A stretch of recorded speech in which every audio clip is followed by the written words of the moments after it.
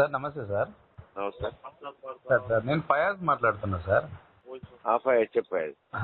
Sir Ponguleti Srinivasa Reddy గారికి ఏమైనా రాజకీయ భిక్ష బీఆర్ఎస్ పెట్టిందా సార్? రాజకీయ భిక్ష పెట్టారు అని అంటే మీ స్టేట్మెంట్ అలానే ఉంది కదా సార్. వైఎస్ఆర్సీపీ నుండి శ్రీనివాసరెడ్డి గారు ఎంపీగా అయ్యారు. ఎంపీ అయిన తర్వాత బీఆర్ఎస్ లో బ్లాక్మెయిల్ చేసి జాయిన్ చేసుకుర్రు. జాయిన్ చేసుకున్న తర్వాత 5 years కూర్చోబెట్టారు. కూర్చోబెట్టిన తర్వాత 5 years తర్వాత జనాలు ఎమ్మెల్యేగా 56,000 మెజార్టీతో గెలిపించి మినిస్టర్ని చేసిరు సార్. ఆ స్టేట్మెంట్ కొంచెం మీరైనా ఇంత పెద్దవాళ్ళు సార్, మీరు చూసుకొని అయినా స్టేట్మెంట్ ఇవ్వాలి కదా సార్. కరెక్ట్ అమ్మా. ఇప్పుడు ఆయనకి ఇష్టం లేకుండా చేరిండా బీఆర్ఎస్ లో? అవును సార్, ఆ రోజు బ్లాక్ మెయిల్ చేసి జాయిన్ చేసుకురు కదా సార్. కాదు కదమ్మా, బ్లాక్ మెయిల్ చేయని ఇంకోటి చేయని, ఆయనకి ఇష్టం లేకుండా చేరలేదు కదా.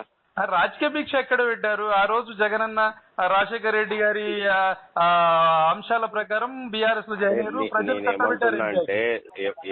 బీఆర్ఎస్ అనేది ఎక్కడ పెట్టారు సార్? రాజకీయ భిక్ష ఎక్కడ పెట్టలే కదా సార్. వచ్చిన తర్వాత కూడా రాజకీయ భిక్ష ఎక్కడైనా పెట్టారా? ఏదో రాజకీయ భిక్ష బీఆర్ఎస్ పెట్టిందని చెప్పడం చాలా రాంగ్ కదా సార్. మీరు ఇంత పెద్దవాళ్ళు పొజిషన్ ఉంటారు. రాజకీయ భిక్ష ఎక్కడ పెట్టారు సార్ బీఆర్ఎస్ వాళ్ళు? అది ఆలోచించాలి. నేనేమంటున్నా అంటే ఫయాజ్, ఇప్పుడు నేను కూడా ఏంటంటే నేను కూడా ఏం చేశారు, ఎవరెవరికి ఏం చేసింది బీఆర్ఎస్ పార్టీ అనేది నేను మొత్తం అంతా కూడా నేను డేటా కలెక్ట్ చేసుకుంటున్నా. Sir very good sir. ఏం లేదు, పార్టీ పరంగా నేను మాట్లాడతలేను, కానీ ఒక్కొక్క వర్డ్స్ శ్రీనివాసరెడ్డి గారి గురించి మాట్లాడే ముందర ఒక్కసారి ఆలోచించండి సార్. నేను కాదంటలేను. ఇబ్బందులే నేనేమంటున్నానంటే ఏం చేసింది బీఆర్ఎస్ పార్టీ? అవును సార్, మీరు ఖమ్మం జిల్లాకి బీఆర్ఎస్ అధ్యక్షులు ఉన్నారు. అధ్యక్షుడు పక్క పెట్టేసి అధ్యక్షుడి గురించి కాదు, ఎవరెవరు ఏం లబ్ధి పొందిండ్రు అనేటువంటిది నేను విత్ డేటా కలెక్ట్ చేస్తున్నా. నేను కూడా మాట్లాడేటప్పుడు మాట్లాడతా, ఎందుకంటే చాలా మంది అడుగుతున్నారు. డేటా కలెక్ట్ చేసిన తర్వాత మాట్లాడండి సార్. మాకు కలెక్ట్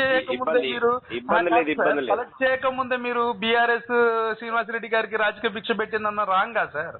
నా దృష్టిలో అదే నేను మాట్లాడతా, ఎందుకంటే నేను మళ్ళీ అట్లా మాట్లాడడం తప్పు కదా సార్. కాంగ్రెస్ పార్టీ నుండి నిలబడ్డారు, కాంగ్రెస్ హస్తం గుర్తు నుండి నిలబడ్డారు. జనాలు ప్రేమతో ఓటేశారు.